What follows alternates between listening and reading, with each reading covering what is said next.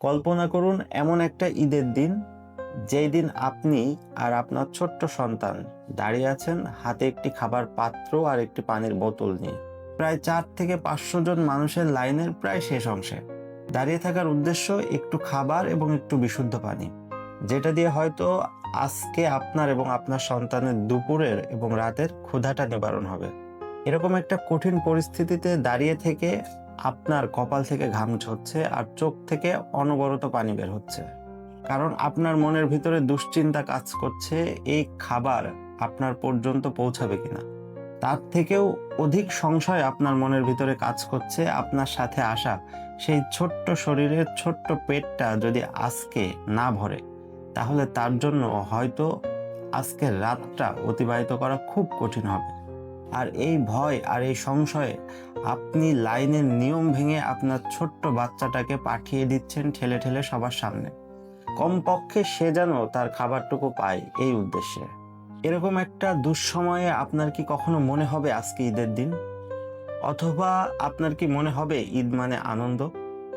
এই লাইনগুলো কোনো উপন্যাস বা গল্পের লেখা না, এই লাইনগুলো বাস্তবতা। এটা ঘটছে আমাদের ফিলিস্তিনে। বিগত কয়েক বছর তারা এভাবেই ঈদ পালন করছে। আসলে এই সংকটময় কঠিন পরিস্থিতির জন্য কে দায়ী? স্বয়ং স্রষ্টা নিজে, নাকি আমরা? 200 কোটি মুসলিমের এই পৃথিবীতে খুব অল্প সংখ্যক মানুষের কাছে এই প্রশ্নের উত্তর আছে, কিন্তু বর্তমান পরিস্থিতিতে এটাই যথেষ্ট। খুব শীঘ্রই আমরা আমাদের শাসন ব্যবস্থা ফিরিয়ে নেব। অর্থনীতি, রাজনীতি, প্রযুক্তি এবং সামরিক শক্তি সবকিছু পুনরায় আমরা আবার আমাদের নিয়ন্ত্রণে নেব। আর তখন প্রত্যেকটি প্রাণের প্রত্যেকটি কষ্টের মুহূর্তের আমরা হিসাব নেব। এটা আমাদের নেতার আদর্শ। সেই সময় তোমরা যদি আমাদের কাছে ক্ষমা প্রার্থনা করো অথবা আত্মসমর্পণ করো, তাহলে সম্ভবত আমরা তোমাদেরকে ক্ষমা করে দেব।